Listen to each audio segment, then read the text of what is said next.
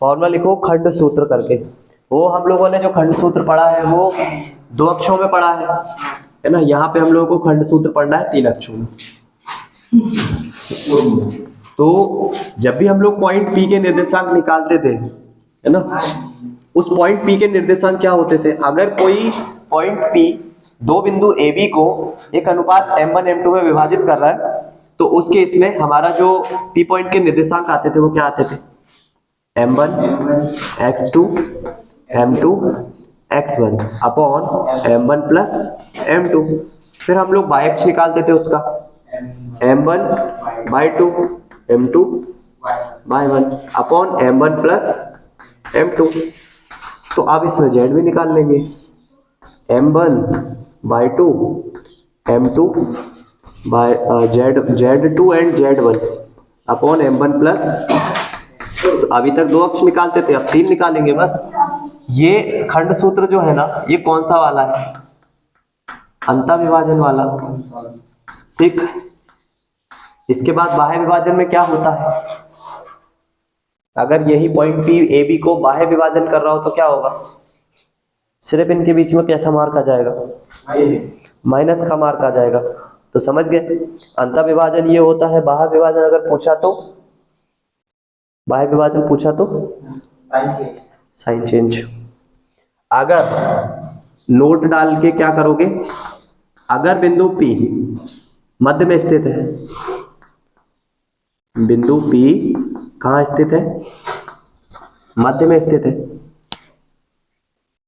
और अगर मध्य में स्थित होगा तो फिर वहां पे क्या होता था? x1 प्लस x2 अपॉन 2 करते थे।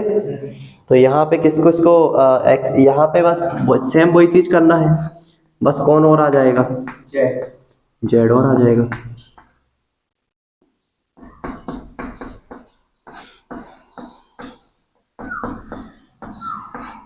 ठीक। अगर मध्य से स्थित कर रहा है तो बाह्य विभाजन में समझ गए, सिर्फ नेगेटिव मार्क का चेंज आएगा, बाकी सेम है। ठीक। त्रिभुज के केंद्रक के निर्देशांक, अगली हेडिंग लिखोगे क्या? त्रिभुज के केंद्रक के निर्देशांक।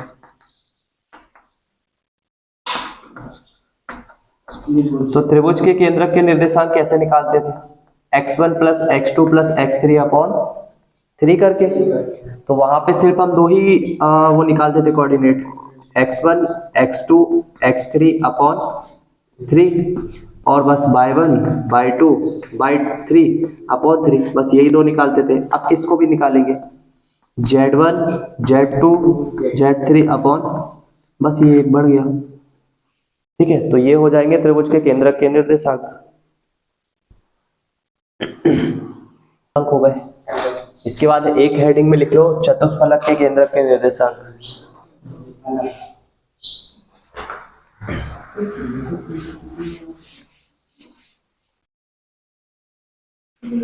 और एक चीज और याद रखना हमेशा के लिए, त्रिभुज का जो केंद्रक होता है, मान लो त्रिभुज मेरा एकदम ऐसा ना हो के थोड़ा सा तिरछा बिरछा बना दूंगा।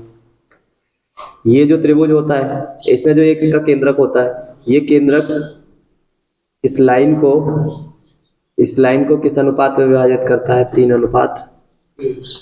में। तो ये और याद रखना। ठीक। चतुष्फलक लिख लिया, तो चतुष्फलक के निर्देशांक लिख लो, x1 by 1 z1, x2 by 2 z2, x3 by 3 z3। चतुष्फलक है तो टोटल कितने होंगे? 4 निर्देशांक, तो x4 बाय 4 और z4। तो क्या करना है? जोड़ना है x1 को, x2 को, x3 को और x4 को, और डिवाइड कर देना है किससे? 4 से। यहाँ पे लिख देना ये किसके निर्देशांक है? केंद्रक के। फिर यहाँ कौन आएगा? By 1 by 2 by 3 and by 4 upon कितना? 4 and z1 z2 z3 z4, है ना, उसके बटे में कितना? 4। ये हो जाएगा चतुष्फलक के केंद्रक के निर्देशांक। और आ जाओ एग्जांपल्स पे, जल्दी से करके दिखा दो इसको। बिंदु के निर्देशांक हैं 2 -3 और 1। 2 -3 1। और 3 4 5, ये दो बिंदु के निर्देशांक है ना। एक बिंदु ये और दूसरा बिंदु ये, ए और बी। इसको कोई बिंदु P है जो किस अनुपात में विभाजित कर रहा है, 1:3 में, 1:3 में, 1:3 में विभाजित कर रहा है। बिंदु P के निर्देशांक बता दो जल्दी से। एग्जाम्पल नंबर है वो वाला 1, और सीधे आ जाओ एग्जाम्पल नंबर 4 पे। बिंदु बिंदु को मिलाने वाली रेखाखंड बाय जेड समतल द्वारा किस अनुपात में विभक्त। बिंदु दिए हुए हैं, बिंदु दिए हुए हैं -2 4 7, और दूसरे बिंदु दिए हैं 3 -5 8।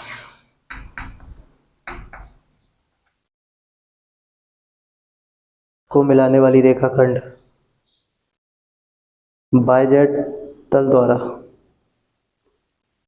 किस अनुपात में विभक्त किया जाता है। 8। तुमसे बोला गया है कि बाय जेड तल को, ये बिंदुओं को बाय जेड तल जो है वो किस अनुपात में विभाजित करेगा। इन बिंदुओं को बाय जेड तल किस अनुपात में विभाजित करेगा। अगर बाय जेड तल की बात की गई है तो उस पर कोई बिंदु P होगा कंफर्म, है ना। अगर बाय जेड तल की बात की गई है तो उस पर कोई बिंदु P होगा। ये दो बिंदु है, पहला बिंदु है A -2 4 7, और ये दूसरा बिंदु है 3 5 8। इनको बाय जेड तल किस अनुपात में विभाजित करेगा। तो बाय जेड तल आप एक तरीके से मान लो कि ये कोई पुस्तक है जो कि ऐसी रखी हुई है, वो किस अनुपात में विभाजित करेगी इधर और उधर। तो उस बाय जेड तल में जो भी बिंदु इसको विभाजित करेगा, उस बिंदु के निर्देशांक में कौन नहीं होगा, x नहीं होगा, है ना। और हमने मान लिया कि ये जो अनुपात है ये कौन से अनुपात में विभाजित कर रहा है, m1 और m2। तो हम लोग जब यहाँ पे फॉर्मूला अप्लाई करेंगे तो हम लोग अनुपात वाला ही फॉर्मूला अप्लाई करेंगे ना, अनुपात वाला ही फॉर्मूला अप्लाई करेंगे। और x अक्ष जहाँ पे हम लोग लिखना रहेगा उसको बराबर कर देंगे किसके, 0 के। तो देखो x अक्ष का मान कितना, 0। m1 के साथ कौन आएगा, x2। तो m1 के साथ कौन आएगा, x2 कितना है। फिर m2 के साथ, m1 के साथ x2, और m2 के साथ कौन आएगा, x1 जो कि कितना है, -2, और नीचे कौन आएगा, तो ये तो 0 हो जाएगा।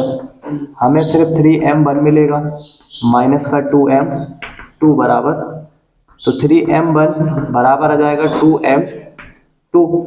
m1 अपॉन m2 का मान कितना आ जाएगा, 2 तो ये जो बाय जेड तल होगा इसको किस अनुपात में विभाजित करेगा, 2:3 में।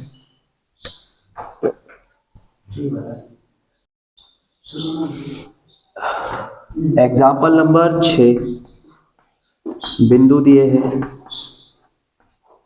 बिंदु दिए हैं 4 2 -6, ठीक।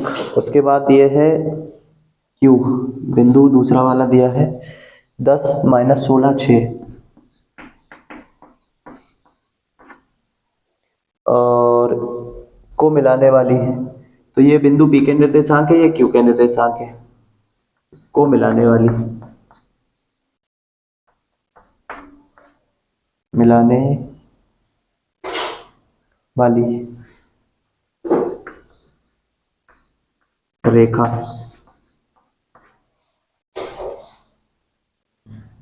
खंड PQ को समत्रिभाजित करने वाले, समत्रिभाजित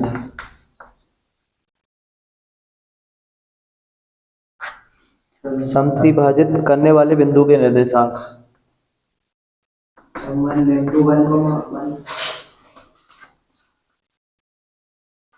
बिंदु के निर्देशांक बताओ।